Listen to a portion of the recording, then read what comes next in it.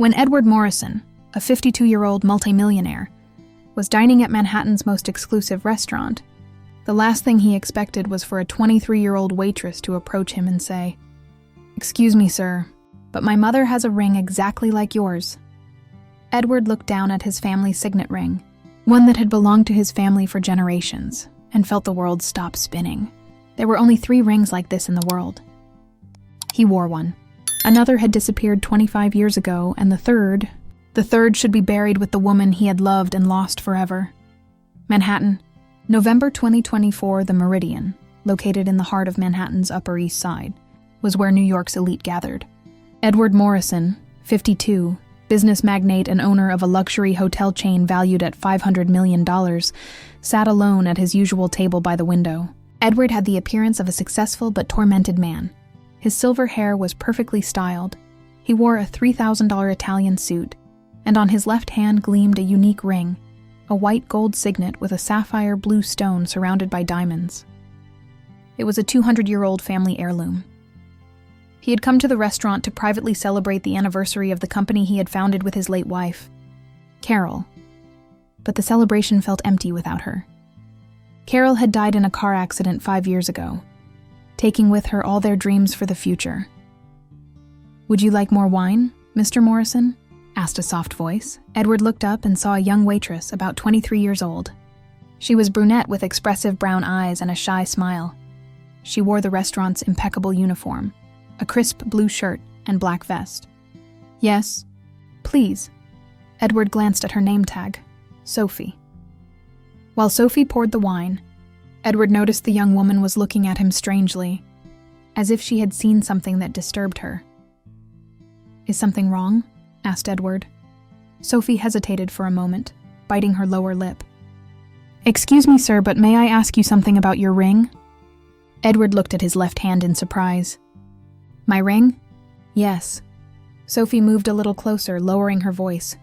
"It's just that my mother has a ring exactly like yours." Edward felt as if he had been punched in the stomach. He sat motionless, staring at the young woman in disbelief. "That's impossible," he murmured.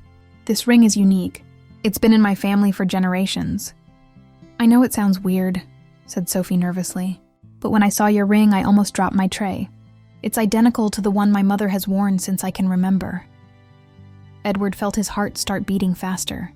There were only 3 rings like this in the world. His great-grandfather had commissioned them in 1890 for his 3 sons. He wore one, inherited from his father. The second had disappeared 25 years ago when his twin brother, Charles, died in a mountaineering accident. "And the third, what's your mother's name?" asked Edward with a trembling voice. "Carol Robinson," replied Sophie. "Why do you know her?" Edward felt the world collapse around him. Carol. His late wife was named Carol, but her last name was Morrison, not Robinson, and she had died 5 years ago. "How old is your mother?"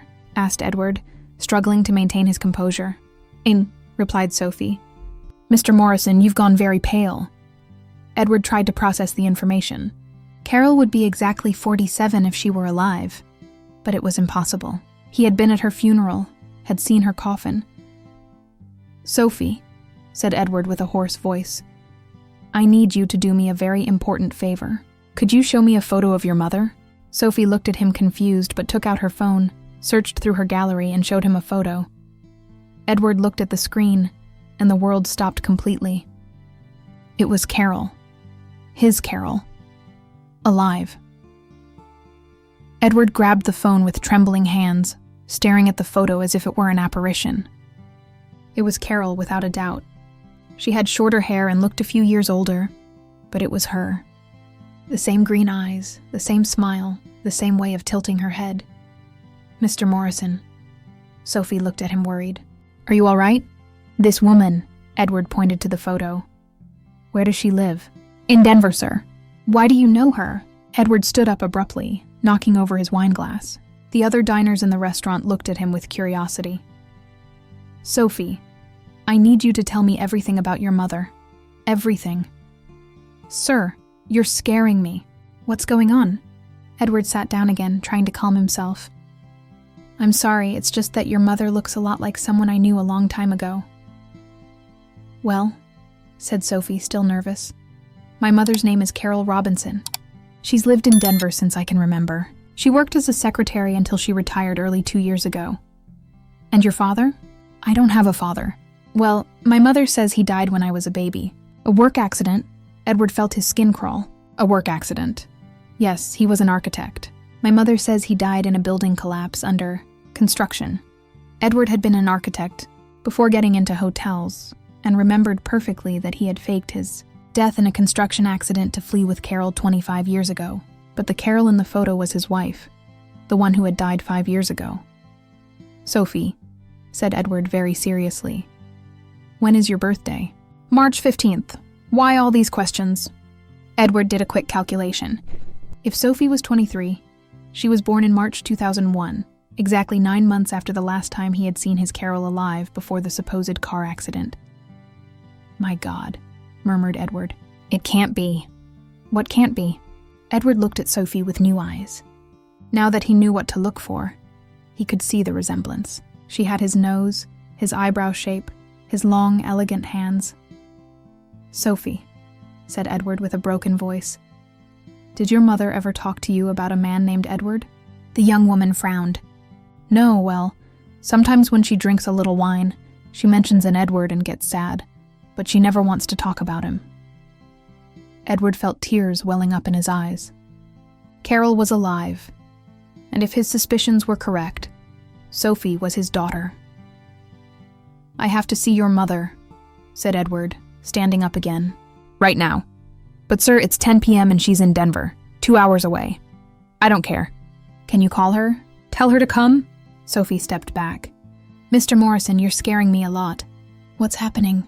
Edward realized he was acting like a madman. He took a deep breath and tried to calm down. Sophie, what I'm about to tell you may sound incredible, but I think your mother is my wife. Your wife? But that's impossible. My mother isn't married.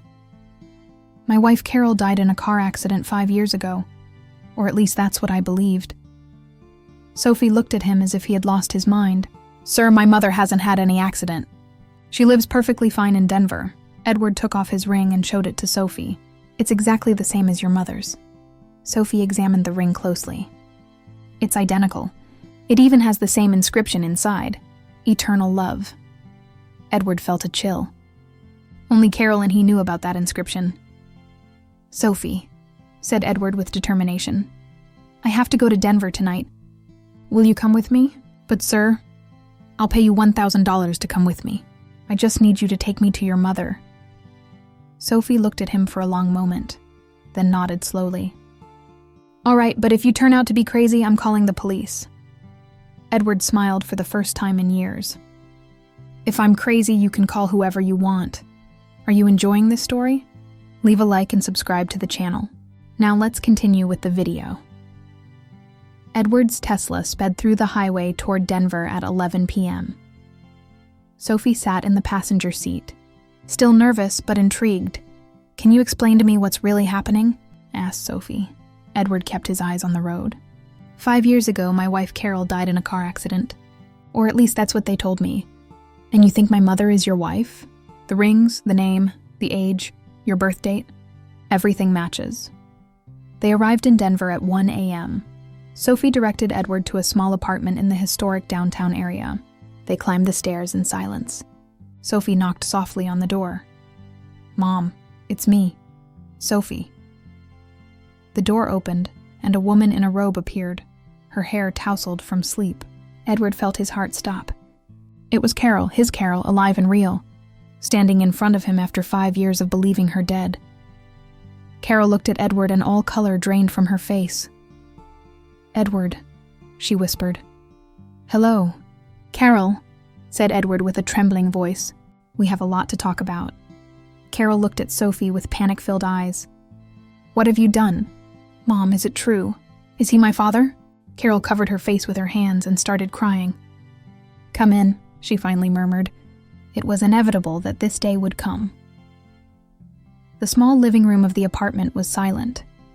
Carol had put on a jacket over her robe and looked at Edward with red eyes from crying. How long have you known I'm alive? Asked Edward, always, I never believed you had died in that construction accident. Then why did you fake your death? Carol took a deep breath. Because I discovered what you were really doing. The business with Raymond Vasco, the money laundering, the threats. Edward tensed. How did you find out about Raymond? He followed me one day. He told me that if I didn't cooperate with him, both you and I would end up dead. Sophie looked at them without understanding. Who is Raymond Vasco? A criminal, said Edward bitterly. Someone I should never have done business with. Carol continued. Raymond offered me a deal. If I faked my death and disappeared, he would leave you alone. But if I stayed, he would kill us both. And you accepted?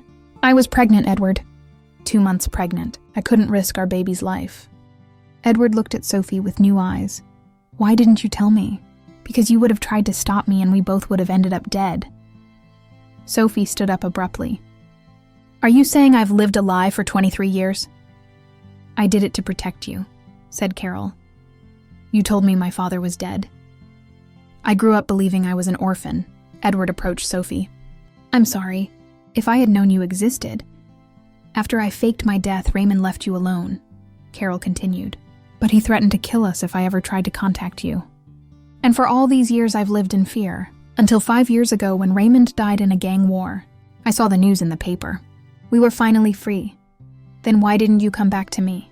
Because too much time had passed, and I was no longer the same woman. Sophie headed to the door. I need fresh air. I need to think.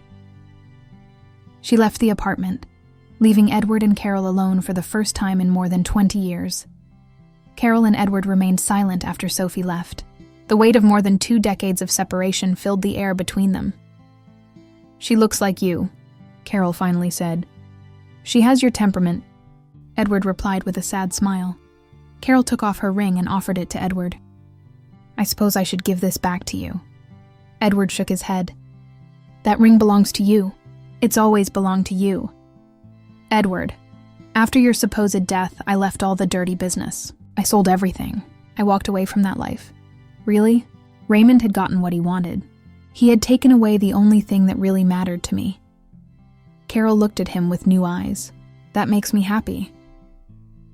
Carol, I know many years have passed, but do you think we could try to get to know each other again? Carol hesitated. Edward, we're not the same people from 25 years ago. Maybe that's good. Maybe now we can build something better. At that moment, the door opened and Sophie came back in. She had been crying but had calmed down. I've been thinking, said Sophie, and I've decided I want to get to know my father, but with conditions. Edward nodded. Whatever you want. First, no more lies ever. Accepted, said Edward. Second, I want to get to know your life little by little. Of course, said Carol. And third, I want you to promise me you'll never put business above family again. Edward approached Sophie. I promise you. In these 5 years, I learned that all the money in the world isn't worth anything without family. Sophie looked at him for a long moment, then nodded. All right, we can try. Carol approached and hugged them both. Maybe it's not too late to be a family. Edward felt something he hadn't felt in years. Hope. 6 months later, the terrace of Edward's most luxurious hotel in Los Angeles was decorated for a special celebration. It was Sophie's 24th birthday, and for the first time in her life, she was celebrating with both parents. The months had been a slow but beautiful process of getting to know each other. Sophie had left her waitressing job to study hotel management, with Edward paying for her studies. Carol had moved to New York, to an apartment near Edward's, and slowly they had been rebuilding their relationship. How do I look? Asked Sophie, showing off the blue dress that Carol had given her. You look beautiful, said Carol, adjusting her necklace. Edward approached with a small box in his hands. Sophie, there's something I want to give you. Sophie opened the box, and inside was a ring. It wasn't the same as Edward and Carol's, but it had the same design adapted in rose gold. I had this ring made especially for you. It's part of the family tradition, but it's uniquely yours. Sophie put on the ring and started crying. Dad. It was the first time she called him Dad. Edward felt his eyes fill with tears. I love you, my daughter. Carol approached and hugged them both. I never thought this day would come. During dinner, Sophie stood up to make a toast. 6 months ago, I thought I was fatherless. Today, I have a complete family. It hasn't been easy, and we're still learning to be parents and daughter after so many lost years. But I think the best families aren't those born perfect, but those who choose to work to make it so. Edward raised his glass. To second chances, Carol raised hers. To love that survives time, Sophie smiled.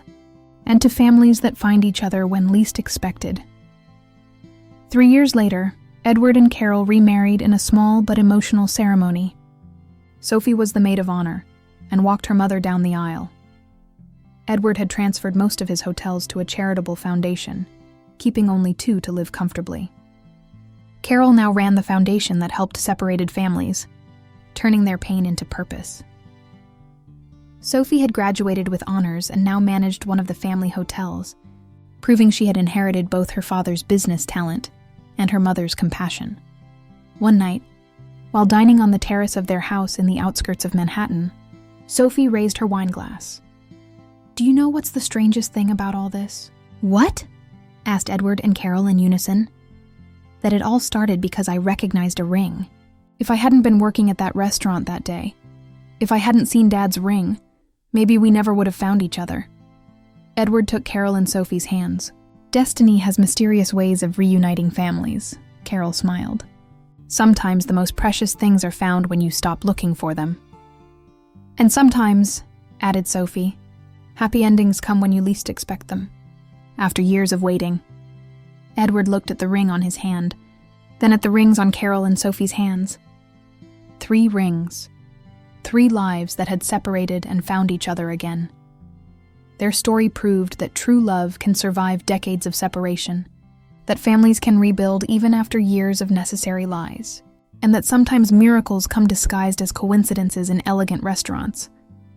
If this story has moved you to tears, if you believe that families can reunite even after decades of separation, and that true love survives time, leave a heart down below. I want to hear from you. Have you ever experienced a coincidence that changed your life? Do you believe there are signs of destiny that guide us toward the people we love? Tell me your stories of family reunions and miraculous coincidences in the comments. If this story touched your heart, like if you believe family love transcends time and distance, subscribe so you don't miss stories that prove miracles exist. Share with someone who needs to believe in second family chances. Comment. Destiny reunited. If you also believe families are destined to find each other, remember, no matter how much time passes or how many necessary lies have been told to protect those we love, true family love always finds a way to reunite those who belong together. And sometimes it's the smallest details, like a family ring, that open the doors to the most extraordinary reunions. See you in the next video with another story that will make you believe in the magic of unbreakable family bonds. I love you, heart families.